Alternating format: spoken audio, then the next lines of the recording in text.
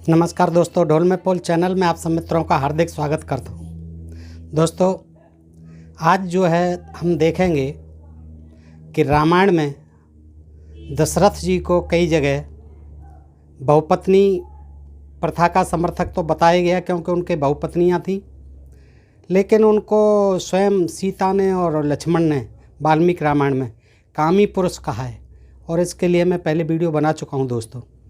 और आज के इस महत्वपूर्ण वीडियो में हम देखेंगे कि क्या दशरथ कामी थे और कैकई को कैसे जो है उन्होंने मजबूरी में वर दिया था भरत के लिए, राजगद्दी के लिए, लेकिन बाद में वो मुकर गए।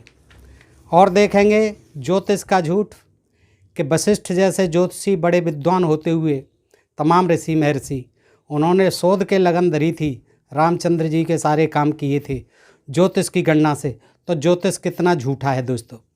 देखिए, ये देखेंगे। दूसरे, राम को भगवान मानते हैं, तो राम भगवान थे या इंसान, ये भी हम देखेंगे। और देखेंगे हम अपनी तरफ से कुछ नहीं, इन्हीं ग्रंथों के हवाले से कि देखिए इन ग्रंथों के माध्यम से, रामायण आदि ग्रंथों के माध्यम से क्या ये हम जान पाते हैं कि राम भगवान थे या इंसान थे। तो दोस्तों, ये भी हम इन ग्रंथों के हवाले से ही देखेंगे। अपनी तरफ से हम कुछ नहीं कहते हैं दोस्तों, जो प्रमाण है वो देखते हैं, जो आपने नहीं जाना है वो हम बताने की कोशिश करते हैं दोस्तों। और इसके बाद हम देखेंगे कि कवियों ने किस तरह से कल्पित बातें जो है इन ग्रंथों में, ख़ास तौर से रामायण महाभारत आदि में ठूस रखी हैं। तो आज रामायण को देखेंगे। और इसके बाद हम देखेंगे कि मर्यादा पुरुषोत्तम कहते हैं राम को, तो क्या वाकई राम जो है मर्यादा पुरुषोत्तम थे। हम अपनी तरफ से कुछ नहीं देखेंगे, कुछ नहीं कहेंगे। हम इन ग्रंथों के हवाले से ही ये सिद्ध करेंगे कि क्या राम वाकई मर्यादा पुरुषोत्तम थे, क्या राम वाकई भगवान थे या साधारण इंसान थे, क्या जो है दशरथ कामी थे, क्या दशरथ झूठे थे, क्या ज्योतिष झूठी है। तो इन बातों को हम जो है सप्रमाण सिद्ध करेंगे दोस्तों। ये बातें मैं आपको मौखिक बता सकता हूँ, क्योंकि मेरा बहुत अध्ययन है, लेकिन मैं कोई बात जो है बगैर प्रमाण के नहीं कहता, ताकि आप लोगों को सहज विश्वास हो सके। तो दोस्तों, आज हम इसी तरह से सप्रमाण ये आपके सामने रखते हैं कि ये जो मैंने बताए विषय कि दशरथ कामी, रामायण शायद कभी कहानी न बनती यदि दशरथ लंपट न रहा होता। दशरथ को उसका बेटा लक्ष्मण विषय विकारों द्वारा तोड़ा गया और कामी व्यक्ति कहता है। विषयश्चेत प्रगर्षितः नृपः समन्मथः। अयोध्याकांड 21/3। दशरथ की पुत्रवधू सीता भी उसे कामार्थ यानी कामोत्तर कहती है। कामार्थश्च महाराज पिता दशरथ। अरण्यकांड 47/12। तो दोस्तों, राज्य शुल्क का जो है कैसे बना दिया, कैकई को कैसे दे दिया वरदान भरत को राजगद्दी का, तो देखते हैं दोस्तों। और मैं आपके संज्ञान के लिए बता दूं कि देखिए, ब्राह्मणों ने एक तरफ, जहां ब्राह्मणों ने तमाम ऐसी बातें लिखी हैं काल्पनिक, मिथ्या सिद्ध होने वाली, और जो है अपने तमाम जो है अपने हिसाब से मनगढ़ंत बातें लिख दी हैं, लेकिन कुछ ब्राह्मण ऐसे भी विद्वान हैं, वैज्ञानिक हैं, बुद्धिवादी हैं, मानवतावादी हैं, पहले भी थे और आज भी हैं। तो उन्होंने इन ब्राह्मणों की जो है किस तरह से इन धर्म ग्रंथों में लिखी हुई बात का खंडन किया है, शोध कर करके दोस्तों सप्रमाण लिखा है। ऐसे ही एक विद्वान हैं ब्राह्मण डॉक्टर सरेंद्र कुमार शर्मा अज्ञात जी, और इन्होंने एक पुस्तक लिखी है रामायण या सीतायन। ये बहुत अच्छी पुस्तक है दोस्तों। मैं इसको पढ़ता हूँ तो मैंने देखा कि इसमें बहुत सामयिक बातें, प्रासंगिक बातें बड़ी शोध करके लिखी हैं डॉक्टर साहब ने, इन्होंने सुरेंद्र शर्मा अज्ञात जी ने। तो दोस्तों, ये सोचने का विषय है, देखने का विषय है। आइए देखते हैं। तो यहाँ से शुल्क कहते हैं कि राज्य शुल्क का कैसे घोषित किया था कैकई को। ऐसे आदमी ने जिसे उसका पुत्र, उसकी पुत्रवधू कामी कामातुर कहते हैं, कैकई से शादी कर ली, जो उसके बहुत छोटी थी उम्र में, और उसके माँ बाप को यह वचन दे दिया कैकई नरेश को कि इसकी कोख से उत्पन्न, क्योंकि उन्होंने मांगा था कि हम शादी तो कर देंगे दशरथ जी आपके साथ, कैकई आपसे बहुत छोटी है उम्र में, लेकिन आपको ये वायदा करना पड़ेगा हमसे कि जो इसके पुत्र होगा आप जो है राजगद्दी उसी को ही देंगे। अर्थात यह राज्य शुल्का होगी, इसी के पुत्र को राज सिंहासन मिलेगा। तो राम का इसीलिए भरत से कहना कि भाई तेरी माता से शादी करते हुए हमारे पिता ने तेरे नाना से प्रण किया था कि यह राज्य शुल्का होगी, अर्थात राज्य इसके पुत्र को ही मिलेगा। ये राम जी ने कहा है अयोध्या कांड 1:7/3 में। पुरा भ्रातः पिता नह मातरम ते समद्बहना माता महे समास्त्रो सीध राज्य शुल्क मनुत्ततम। ये जो है कहा था रामचंद्र जी ने भरत से, बताया कि किस तरह से हमारे पिताजी ने तुम्हारे नाना को ये वचन दे दिया था कि इनके जो भी पुत्र होगा राज्य सिंहासन उसे ही मिलेगा। जब महाराज की 3 रानियां हैं और सबसे छोटी बाप से यह प्रतिज्ञा कर रखी है, सबसे छोटी के बाप से, कैकेयी के बाप से यह प्रतिज्ञा कर रखी है कि किसी का पुत्र राजगद्दी पर बैठेगा, तो श्रीमान जी को कथित पुत्रेष्टि यज्ञ में गर्भाधान करने वाली खीर यानी पायस तीनों ही रानियों को नहीं खिलानी चाहिए थी, क्योंकि उनके गर्भवती होने पर और पुत्रों को जन्म देने पर सबसे छोटी कैकेयी के पुत्र को राजगद्दी देने में बाधा पैदा होना स्वाभाविक था। क्योंकि नियमानुसार बड़े पुत्र को राजगद्दी दी जाती है, तो फिर कैकेयी को देना ही नहीं था, कि केवल कौशल्या को ही देना था, अगर उनकी मनसा नहीं थी भरत को राजगद्दी देने की। अब जब सभी रानियों के बेटे पैदा हो गए, तो सौतिया डाह ने, जो कि स्त्रियों के अंदर स्वाभाविक रूप से होता है, सौतिया डाह अंदर ही अंदर काम करना शुरू कर दिया। जब राज तिलक का अवसर आया तब विस्फोट हो गया, जो होना ही होना था। अब देखो, इसमें देखते हैं कि ज्योतिषियों ने कितना झूठ बोला था कि राज तिलक के लिए वशिष्ठ जैसे बड़े बड़े ऋषि मुनियों, राज पुरोहितों और राज ज्योतिषियों ने सुमुहूर्त निकाला था, परंतु सुमुहूर्त के कारण राम को वन में जाना पड़ा। इससे ये देखते हैं दोस्तों कि ये ज्योतिष पर जो लोग आंख मूंद करके विश्वास करते हैं, इस ज्योतिष में कुछ नहीं है, सच्चाई जैसी कोई बात नहीं है, ये वैज्ञानिक नहीं है ज्योतिष। सब जो ये धंधे करने वालों ने ज्योतिष को बना रखा है। परंतु शुभ मुहूर्त के कारण राम को वन जाना पड़ा, दशरथ को मरना पड़ा, वन में सीता का अपहरण हुआ, रावण से युद्ध हुआ, रावण के यहाँ रहने के कारण राम ने सीता की अग्नि परीक्षा ली। वापस आकर राजगद्दी पर बैठे तो सीता की बदनामी की फिर चर्चा हुई, और अंत में उसे गर्भावस्था के दौरान धोखे से वन में परित्यक्त कर दिया, और वाल्मीकि ने अपने आश्रम में जिसे आश्रय दिया। यह सारा घटनाक्रम क्या मुहूर्तों, ज्योतिषियों आदि की पोल नहीं खोलता? बिल्कुल खोलता है। तो इससे दोस्तों सावधान रहिए। ये ज्योतिष में जितना विश्वास करते हैं और तमाम जो है पैसे की ठगी कर लेते हैं ये लोग, कि शुभ मुहूर्त निकालेंगे, बात बात पर भगे जाते हैं ज्योतिषियों के पास, इन पंडे पुरोहितों के पास। तो इससे ही आपको अनुमान लगा लेना चाहिए कि ये लोग जो है राज ज्योतिषी थे, तमाम राज पुरोहित थे, वशिष्ठ जैसे बड़े बड़े ऋषि मुनि थे उनके दरबार में, दशरथ जी के दरबार में। तो उन्होंने तमाम पत्रिकाएँ तमाम पढ़ी थी ज्योतिष की किताबें, अतः मुहूर्त निकाले थे। लेकिन देखिए, एक नहीं अनेक विपदाएं राम के ऊपर आईं। कबीर ने इस घटना को इस तरह बयान किया कि मुनि वशिष्ठ से पंडित ज्ञानी शोध के लगन धरी, सीता हरण मरण दशरथ को वन में विपत परी। कहाँ हुआ फंद, कहाँ हुआ पारिध, कहाँ हुआ मृगचरी, और सीता को हर ले गए रावण सोने की लंक जरी। कबीर जी वशिष्ठ जैसे बड़े बड़े पंडितों द्वारा निकाले गए लगन मुहूर्त की यहाँ पोल खोलने से नहीं चूके हैं। यदि इस बात को रामायण भक्त, कबीर भक्त और आम लोग भली भांत समझ लेते तो निश्चित है कि ज्योतिष के झूठ से बचे रहते, परंतु हमारे लोगों ने इस ओर ध्यान ही नहीं देते। इसी कारण आज हम सड़क छाप ज्योतिषी, पंडे पुजारी, तांत्रिक आदों से लुटते रहते हैं। तो दोस्तों आप आगे देखते हैं कि राम जी भगवान थे या इंसान थे। यदि कबीर जी की बात को मान लें कि राम पिछले कर्मों के फल भोग रहे थे, लोग कहते हैं, कबीर क्या कहते हैं, सारे ये धर्म ग्रंथ कहते हैं, गीता कहती है कि कर्मों के फल से ही अगला जन्म मिलता है। जैसे जन्म करता है वैसे ही वर्ण मिलता है। अच्छे कर्म करने पर ब्राह्मण का, फिर क्षत्रिय वैश्य का, और सबसे बुरे कर्म करने पर शूद्र का जन्म मिलता है। ये सारे ग्रंथ कहते हैं दोस्तों। तो एक बात इससे बिल्कुल स्पष्ट है कि राम ईश्वर नहीं थे। जब इसको मानते हैं जन्म को, पुनर्जन्म को, तो दोस्तों ये सिद्ध होता है कि राम ईश्वर नहीं थे, क्योंकि योग दर्शन में पतंजलि ने यह बात स्पष्ट कर दी है कि ईश्वर कर्म फल के चक्र में नहीं पड़ता। बिल्कुल सही है भाई, कर्म चक्र में तो जीव ही तो पड़ेंगे, प्राणी तो पड़ेंगे, मानवादि प्राणी पड़ेंगे जन्म मरण के चक्कर में। ईश्वर को क्या लेना देना जन्म मरण के चक्कर से। अगर राम ने पूरा प्रारब्ध में यानी पूर्व जन्म किए हुए कर्मों का ये फल पाया, दशरथ आदि ने पाया, तो क्या ये इंसान थे या भगवान थे? आप स्वयं सोचें दोस्तों। ये तो साधारण इंसानों की तरह इंसान थे, इन्हें भी कर्म का फल भोगना पड़ा, और वो भी पूर्व जन्म का, जैसे एक साधारण आदमी को भोगना पड़ता है। और ये मैं नहीं कहता, ये धर्म ग्रंथ कहते हैं दोस्तों।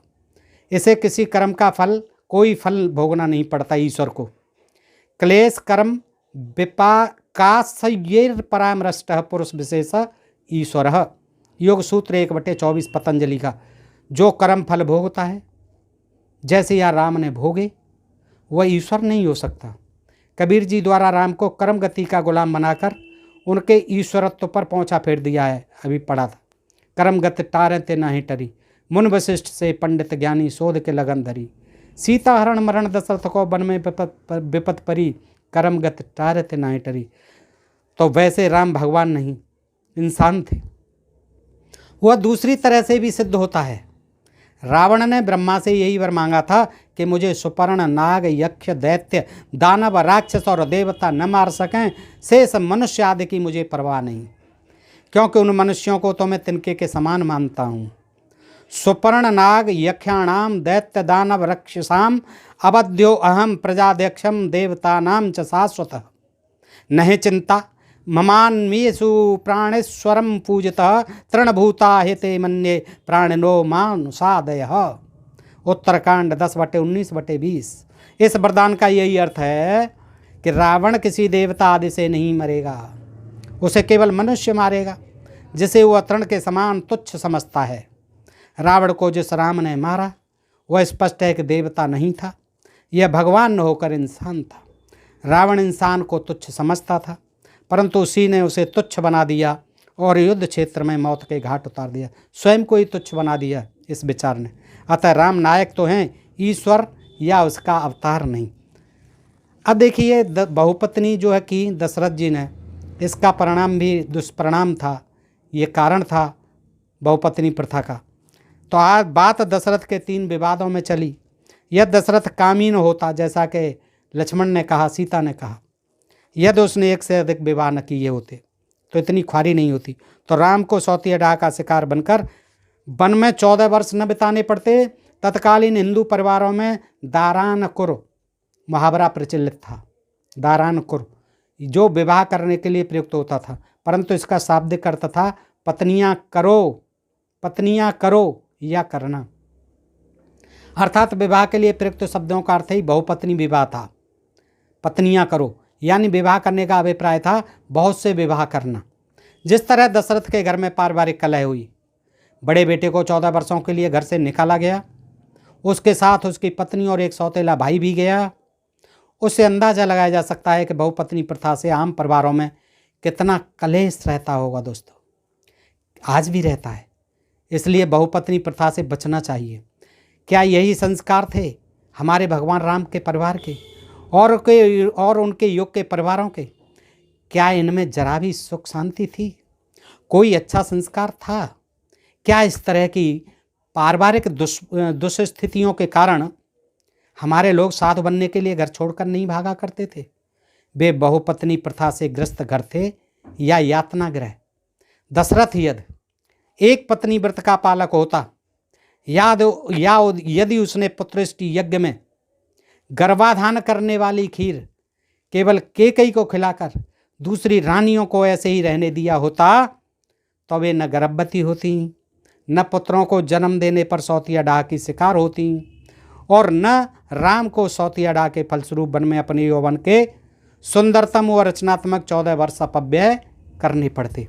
रामायण बहुपत्नी विवाह के दुष्परिणामों को दर्शाती है, पर 1955 तक हिंदू समाज ने इन दुष्परिणामों से कुछ नहीं सीखा। बाबा साहब डॉक्टर अंबेडकर के हिंदू कोड बिल के दबाव में भारत की संसद ने 1955 में एक पत्नी के रहते हुए दूसरे विवाह को दंडनीय अपराध घोषित कर दिया। ये जो है हिंदू कोड बिल का बहुत फ़ायदा हुआ हमारे देश की स्त्रियों को, नारियों को, लेकिन वो नहीं समझी बाबा साहब के महत्व को। हिंदू कोड बिल में बाबा साहब ने लिख दिया था कि एक पत्नी व्रतधारी होंगे, सबको केवल एक ही विवाह की अनुमति होगी हिंदुओं को। तो उस समय जो इसका बड़ा विरोध किया उन लोगों ने जो बहुपत्नी प्रथा के समर्थक थे। तो 1955 एक पत्नी के रहते हुए दूसरे 1955 की बात है हिंदू कोड बिल। तो कई दूसरे वर्गों ने शोर मचाया था कि हमारे धार्मिक मामलों में सरकार का अनुचित हस्तक्षेप है। जैसा रुख उन लोगों का था उससे स्पष्ट था कि वे तब भी बहुपत्नी विवाह की प्रथा को छोड़ने के तैयार ही नहीं थे। 3-3 4-4 रखना चाहते थे। आज मुसलमानों को जो कहते हैं वो खुद जो है बहुपत्नी प्रथा के समर्थक थे। तो भले ही उसके दुष्परिणाम के तौर पर कितने ही राम, कितनी ही सीताएं और कितने ही लक्ष्मण वन में क्यों न पहुँच जाएं। और बड़ी कलेश होती थी पहले, राजा महाराजाओं के हरम में हजारों तक स्त्रियां होती थीं। तो ये सब कलेश के ही कारण होते थे।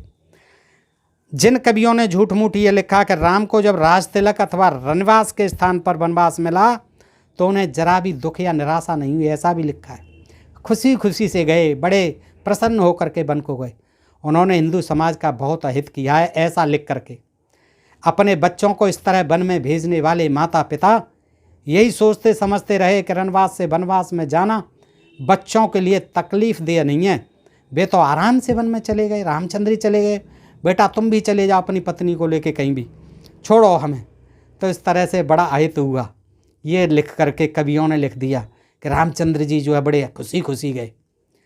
जिन झूठे कवियों ने इस तरह के झूठे वर्णन किए, यदि उन्हें राम की तरह वनवास के स्थान पर वनवास में जाना पड़ता, स्वयं को जाना पड़ता, तो आधे तो सुनकर वहीं बेहोश होकर गिर जाते और आधे वन में प्रमत्त होकर मिट्टी में मिल जाते। यह तो राम का अनुपम धैर्य था, सीता का प्रेममय साथ था और लक्ष्मण जैसे लौह पुरुष का सहारा था कि राम ने उस स्थिति को संभाल लिया। नहीं तो हालात जरा भी अच्छे नहीं थे। राम को अकेला जाना पड़ जाता तो बहुत मुश्किल होती। इसलिए कवियों ने कितना झूठ लिखा है कि राम जी हंसते हंसते वन को गए। राम का जीवन न सुखमय था। जंगल में किसका जीवन? राजमहल में पलने वाला, पैदा होने वाला राजकुमार वन में दर दर भटकता पड़ा, नंगे पैर, धूप में, गर्मी में, वर्षा में, जाड़े में ठिठुरता रहे, खाने को नहीं मिले, नौकर चाकर नहीं हो, दास दासियाँ नहीं हो, शाही ठाट बाट न हो। उसको पूछो उसको कैसे बीतती होगी। राम का जीवन न सुखमय था न आदर्श, बल्कि एक निरंतर त्रासदी के समान था, दुखों से भरा हुआ। क्या आज कोई माँ बाप राम का सा जीवन अपने बेटे के लिए चाहेगा, जिसमें 14 वर्षों से वन में खाक छाननी पड़े? जाओ बेटा 14 साल वन में रह के आओ। क्या कोई बाप चाहेगा? माँ चाहेगी? क्या कोई बेटा चाहेगा कि हाँ? क्या कोई पत्नी चाहेगी कि हाँ जा रहे हैं? पिताजी और माताजी को घर से निकाल देंगे आज। लेकिन वाकई ये राम का अनुपम धैर्य था। वहीं उसकी पुत्रवधू अपहृत हो जाए जंगल में, उसे बदनामी के कारण चिंता में कूदना पड़े, घर वापसी पर उसे गर्भावस्था के दौरान धोखे से वन में भेजना पड़े आज अपनी पत्नी को, किसी को, और पुत्र को निराशा और हताशा के आलम में आत्महत्यात्मक कदम उठाते हुए सरयू नदी में जल समाधि लेनी पड़े। क्या कोई माँ बाप आज चाहेंगे? राम का जीवन यदि आदर्श होता तो उसका सा जीवन हर माँ बाप अपने बेटे के लिए मांगता। ठीक है बेटा, राम को हम आदर्श मानते हैं, जाओ आप भी वनवास जाओ, वहाँ दुष्टों का दमन करो, जो बुरे लोग हैं उनको मारो, और फिर वहाँ उसकी पत्नी का हो जाए अपहरण। खुशी होगी? कौन चाहता है आज? कोई नहीं चाहता। कोई माँ बाप नहीं चाहता कि तुम राम जैसे बनो, पर कोई नहीं मांगता क्योंकि वह जीवन एक चलंत त्रासदी के सिवा और कुछ न था, कष्टों के सिवा कुछ नहीं था। राम को जब भगवान कहकर सब कुछ लेने वाला दिव्य व्यक्तित्व बताया जाता है, सब कुछ कह लेने वाला दिव्य व्यक्तित्व बताया जाता है, तब उनके प्रति हमारी सारी मानवीय सहानुभूति जाती रहती है। किसी इंसान के दुख कष्टों को देखकर उसके प्रति तो सहानुभूति हो सकती है, परंतु किसी भगवान के प्रति सहानुभूत होने का सवाल ही नहीं उठता, क्योंकि जो भगवान है वह तो सब कुछ सह कर ही सकता है। भगवान को न कष्ट महसूस होता है न हर्ष महसूस होता है। ऐसा व्यक्ति जिसे इंसान से भगवान बना दिया जाता है, अपने संघर्ष से किसी जन समूह या समाज को प्रेरित करने की स्थिति में भी नहीं रह जाता, क्योंकि आदमी सोचता है कि यह संघर्ष तो उसने भगवान होने के कारण किया है, न कि इंसान होने के कारण। ऐसे में हम तुच्छ इंसान उस जैसा संघर्ष कैसे कर सकते हैं? अरे वो तो भगवान थे, इसलिए उन्होंने इतना संघर्ष कर लिया। हम तुच्छ आदमी इसलिए उस इंसान को, उसकी मजबूरियों को, उसके कष्टों को नकार देते हैं, उसको नहीं देखते और उसको भगवान सिद्ध करके बिल्कुल एकदम हम जो है सारी चीज़ों से मुक्त हो जाते हैं। तो ऐसे नायक से प्रेरणा लेने के स्थान पर, कि हमारे महापुरुष थे, महानायक थे, उनसे हम प्रेरणा लें कि देखिए उनमें कितना धैर्य था, कितना माता पिता की आज्ञा को पालन करने की शक्ति थी। देखिए कैसे पत्नी थी कि साथ में जाती है, कैसे भाई थे लक्ष्मण जैसे वो साथ में जाते हैं। क्या इस तरह के आदर्श को कोई आज अपनाता है? उसको नहीं अपनाते, बल्कि उनको जो है मंदिर में स्थापित करके पूजते हैं, भगवान बना देते हैं। और भगवान कह करके ये कि वो तो सक्षम है, जो कुछ किया था उन्होंने लीला रची थी, जो कुछ किया था अपनी मर्जी से किया था, और जो कुछ किया था वो अच्छा ही किया था। इस तरह से जो है हिंदू समाज की त्रासदी यही रही है कि उसने नायकों को प्रेरणा प्रदान करने वाले व्यक्ति नहीं रहने दिया, बल्कि उन्हें पूजा के पात्र बनाकर मंदिर की मूर्ति बना दिया कि बस आप जो है यहाँ पूजते रहो भगवान, और हमें आपसे कोई लेना देना नहीं है। हम पूजते रहेंगे, मंदिर में दिया जलाते रहेंगे, फूल चढ़ाते रहेंगे, चढ़ावा चढ़ाते रहेंगे, आपको भोग लगाते रहेंगे, लेकिन आपके जो सद्गुण थे उनसे हमें कुछ लेना देना नहीं। जो आपको विपत्ति आई थी उनसे हमें कुछ लेना देना नहीं। हम अपने बेटे को नहीं चाहेंगे, अपनी बहू को नहीं चाहेंगे कि वो आपकी तरह वनवास में दर दर भटकें। किसी महापुरुष अथवा नायक की मूर्ति बना देना उसके संघर्षमय जीवन या उसकी विचारधारा को प्रेरणा स्रोत बनाने की अपेक्षा बहुत सरल काम है। ये बहुत सरल है, उससे हमें सीख लेना। उसकी आज जितने भी महापुरुष हैं, चाहे वो अम्बेडकर हों, चाहे वो बौद्ध हों, चाहे ज्योतिबा फुले हों, चाहे पेरियार हों, चाहे कबीर हों, चाहे नानक हों, चाहे रविदास हों, जो भी संत हैं, जो भी महापुरुष हुए, उनकी लोग जो है उनकी शिक्षाओं को आत्मसात नहीं करना चाहते, उनके बताए हुए मार्ग पर नहीं चलना चाहते। बस उनकी मूर्तियां बना बना करके मंदिर बना लेते हैं और मंदिरों में अपना जो है बैठ करके उनसे निवृत्त हो लेते हैं कि भगवान हमने आपकी मूर्ति रख दी, स्थापित कर दी, मंदिर बना दिया, अब हमारा काम हो गया, सुबह शाम आपका दिया जलाते रहेंगे। उनसे हम प्रेरणा नहीं लेते, उनकी शिक्षाओं को आत्मसात नहीं करते, उनके बताए हुए मार्ग पर नहीं चलते दोस्तों, उनको भगवान बना देते हैं। तो ये जो है ये भी एक अंधविश्वास है, ये भी एक पाखंड है। हमें बाबा साहब अम्बेडकर के बताए हुए रास्ते पर चलना है तो उनकी जो है बजाय मूर्तियों के, बजाय उनकी मूर्ति पूजा के, हमको उनकी शिक्षाओं को आत्मसात करना चाहिए। अपने जीवन में जो उन्होंने बताया, पढ़िए, संगठित हो जाइए, ताकतवर हो जाइए, अधिकारों के लिए संघर्ष कीजिए, ये होना चाहिए। कबीर ने कितना जो है अच्छा संघर्ष दिया, जात भेद के खिलाफ पंडितों को ललकारा, मुल्लाओं को ललकारा। क्या उनकी कोई शिक्षाओं को मानता है? बस उनकी मूर्तियां रख ली जाती हैं, चाहे वो राम हो, चाहे कृष्ण हो। उनके जो सद्जीवन था, उनके जो विचार के आदर्श थे, प्रेरणा स्रोत थे हमारे लिए, उनको हम नहीं आत्मसात कर पाते और ये अपने धंधों में लग जाते हैं, सारी कथा कहानियों को सुनाते रहते हैं लोगों को। उनकी जो उल्टी सीधी कथा कहानियाँ लिखी हुई हैं, उनके चरित्र को हनन करने के लिए, चाहे वो राम हो, चाहे ब्रह्मा हो, चाहे विष्णु हो, चाहे वो, उनको सुना सुना करके हम मज़े लेते रहते हैं। एक तरफ उनको हम भगवान बनाते हैं और एक तरफ मूर्ति बना करके उनसे हम अपना धंधा करते हैं, अपना स्वार्थ सिद्ध करते हैं दोस्तों। तो राम को मर्यादा पुरुषोत्तम रखकर सम्मानित किया जाता है, परंतु शूद्र जाति में उत्पन्न एक व्यक्ति कहते हैं कि मर्यादा पुरुषोत्तम राम थे। यही कहते हैं लेखक जिन्होंने ये रामायण लिखी, जिन्होंने ये ग्रंथ लिखे, वो कहते हैं कि मर्यादा पुरुषोत्तम थे। और लेकिन उन्होंने फिर क्या लिखा कि शूद्र जाति में उत्पन्न एक व्यक्ति शंभू को इसलिए मार देना कि वह तप करने लगा है, भक्ति करने लगा है। क्या यही नहीं दर्शाता कि वे मर्यादा ही गलत थीं? ये कौन सी मर्यादा थी जो राम से मरवा दिया शूद्र जाति के तपस्वी के? उसने जो है तपस्या कर रहा है, कोई व्यक्ति सदैव स्वर्ग जाना चाहता है या वो अपने समाज को कोई शिक्षा दे रहा है, तो शूद्र जाति में पैदा हुआ जब व्यक्ति क्या उन अधिकारों को वंचित किया जाता था, किस तरह से उसको मरवा दिया रामचंद्र जी के द्वारा दोस्तों। और ये कहते हैं कि ये प्रक्षिप्त है, उत्तरकांड है ही नहीं। तो दोस्तों एक नहीं है, लगभग 300 रामायण है और लगभग सारी रामायणों में ये संबूकबद्ध दिया हुआ है।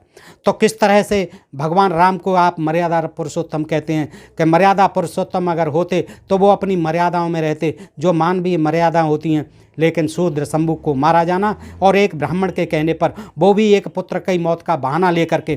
तो दोस्तों इस तरह से वो सिद्ध करती हैं, इनके जो लेख हैं वो सिद्ध करते हैं कि राम जी मर्यादा पुरुषोत्तम नहीं थे। क्या यह नहीं दर्शाता कि वे मर्यादा ही गलत थीं, जिन्हें मर्यादा पुरुषोत्तम ने सुरोधार्य बनाए रखा था? यह जाति के आधार पर भेदभाव क्या किसी सही मर्यादा का पालन है? आप कहते हैं एक तरफ कि राम राज्य था, राम राज्य में कोई न नीचा था न कोई ऊंचा था, कोई भेदभाव नहीं था, तो फिर ये जाति प्रथा क्यों थी? और शूद्र को तपस्या करते हुए राम जी ने क्यों मारा था?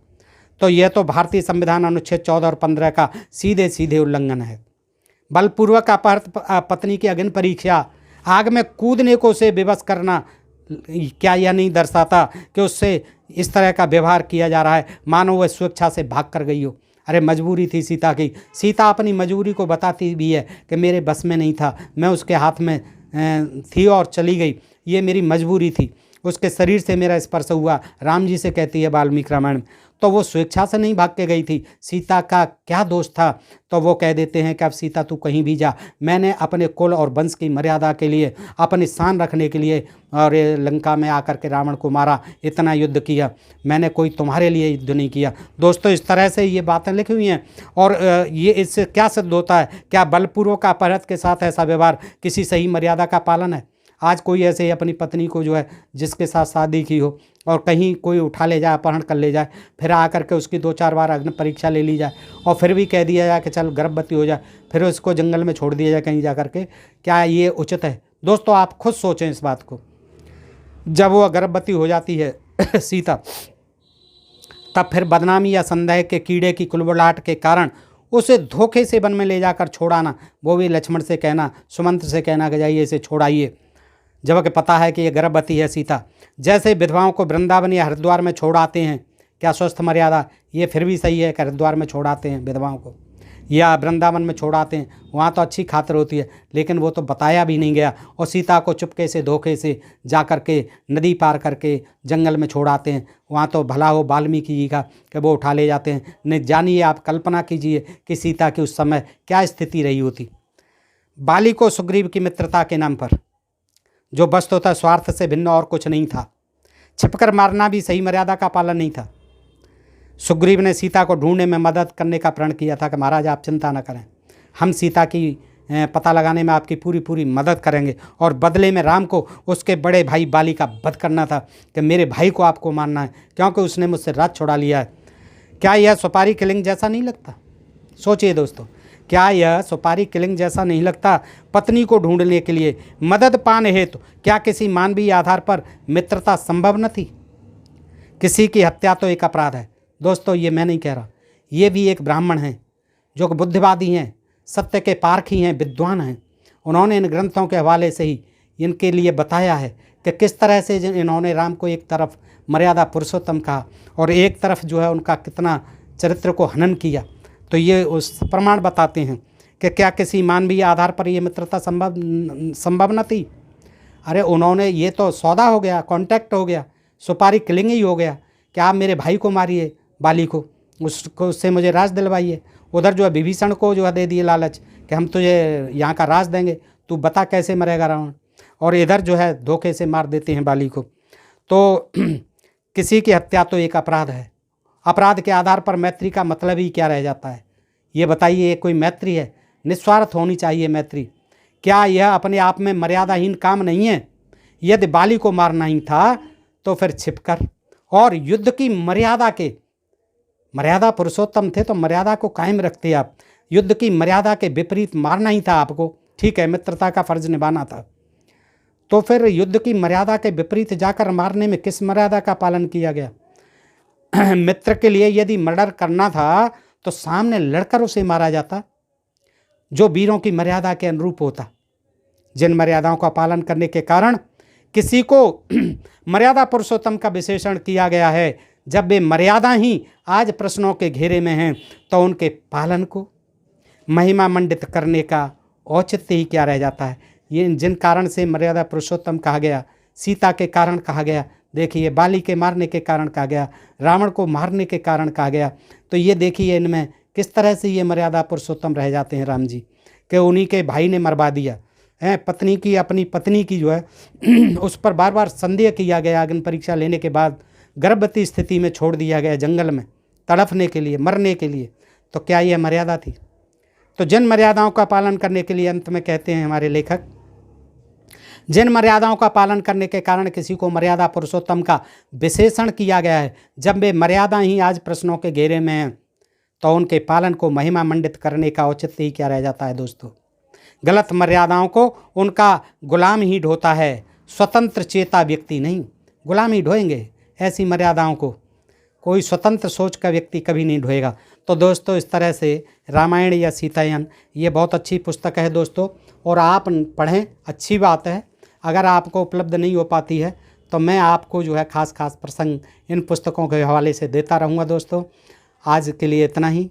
आप सुनते रहें और अपने प्रिय चैनल ढोल में पोल को सब्सक्राइब करते रहें दोस्तों। आज के लिए इतना ही। सुनने के लिए आप सब मित्रों का हृदय से आभार, नमस्कार, जय हिंद, जय भारत दोस्तों।